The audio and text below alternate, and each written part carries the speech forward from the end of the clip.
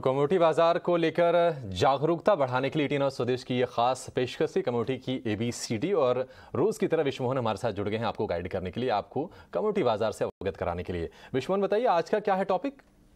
Commodity की ABCD में आज हम बात करने वाले हैं गोल्ड बॉन्ड की। गोल्ड में निवेश का सबसे पॉपुलर इंस्ट्रूमेंट क्या है? गोल्ड बॉन्ड क्या है? तो सॉवरेन गोल्ड बॉन्ड सोने में निवेश की सरकारी स्कीम है जो सरकार RBI की तरफ से जारी की जाती है और डिजिटल तरीके से निवेश आप इस गोल्ड बॉन्ड में कर सकते हैं। 2015 में सरकार ने इस स्कीम की शुरुआत की थी, तो करीब करीब 7 साल हो चुके हैं इस स्कीम को, और कम रेट पर पैसे जुटाने के लिए और वित्तीय घाटा कम करने के लिए एक अच्छा विकल्प सरकार की तरफ से है। लेकिन अब दूसरा पॉइंट ये आता है कि अगर गोल्ड बॉन्ड में अगर आप निवेश करना चाहते हैं तो निवेश कैसे कर सकते हैं? तो बैंक के पास जाके आप ऑनलाइन और ऑफलाइन दोनों तरह के विकल्प मौजूद है। इसके अलावा पोस्ट ऑफिस से भी आप गोल्ड बॉन्ड की खरीदारी कर सकते हैं। इसके अलावा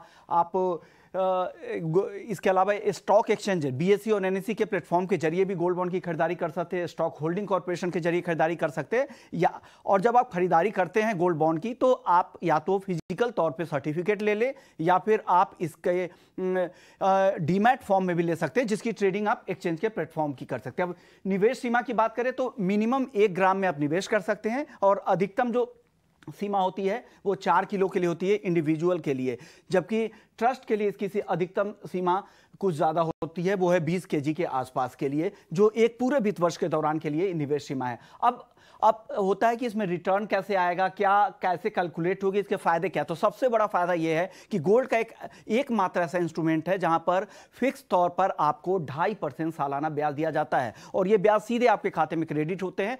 1.25% हर 6 महीने पर यह ब्याज आपके खाते में आ जाते हैं। सबसे अच्छी बात है GST के दायरे में नहीं है। फिजिकल गोल्ड में आपको GST देना पड़ता है। गोल्ड बॉन्ड के बिक्री और ट्रांसफर के विकल्प भी मौजूद है। आप किसी और नाम पर भी ट्रांसफर कर सकते हैं। इसे कोलैटरल रख के आप लोन लेने की भी सुविधा बैंकों की तरफ से दी जाती है। तो ये कई सारे ऐसे फायदे हैं जिससे आप गोल्ड बॉन्ड में निवेश करना चाहिए। इसके बाद अगर हम बात करें कि मैच्योरिटी पीरियड क्या है, तो 8 साल इसका मैच्योरिटी पीरियड है, लॉक इन पीरियड है। उससे पहले आप ट्रेडिंग के लिए कभी भी चाहे तो निकल सकते हैं। 5 साल के बाद निकलने का भी विकल्प है और ट्रेडर्स तो कभी भी अगर वो लिक्विड हो चुका है वो इंस्ट्रूमेंट वो सीरीज, तो आप कभी भी एक्सचेंज के प्लेटफॉर्म के जरिए निकल सकते हैं। हालांकि जो टैक्स नियम है वो आपको समझना यहां पर गोल्ड बॉन्ड के लिए जरूरी है, क्योंकि अगर आप मैच्योरिटी पीरियड से पहले निकलते हैं तो आपको 3 साल से पहले निकलने पर short term capital gain tax, अगर 3 साल के बाद निकलते हैं तो इंडेक्सेशन बेनिफिट के साथ आपको long term capital gain tax यहां पर दिया जाता है। इसके अलावा कुछ और बात, रिटर्न का और प्राइस का कैलकुलेशन यहां पर गोल्ड बॉन्ड में कैसे किया जाता है वो आप समझ लीजिए। भाव तय होता है, जो 99.9% जो प्योरिटी होती है, इब्जा के 3 दिन के एवरेज के भाव के आधार पर यह भाव तय किया जाता है। इंडियन बुलियन ज्वेलर्स एसोसिएशन के वेबसाइट पर जो प्राइस हर दिन जारी किए जाते हैं उसके लास्ट 3 दिन के एवरेज प्राइस के आधार पर यह प्राइस कैलकुलेट किया जाता है। तो गोल्ड के जो निवेशक है अगर वो निवेश लंबी अवधि के लिए करना चाहते हैं तो गोल्ड बॉन्ड से बेहतर विकल्प कुछ भी नहीं है। एक छोटा सवाल और है जो आपको सुन रहे हैं, देख रहे हैं,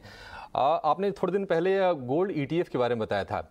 ये बताइए कि इन दोनों में बेहतर विकल्प क्या है और आप सेफ्टी को लेकर दोनों एक समान है या फिर कुछ फर्क है?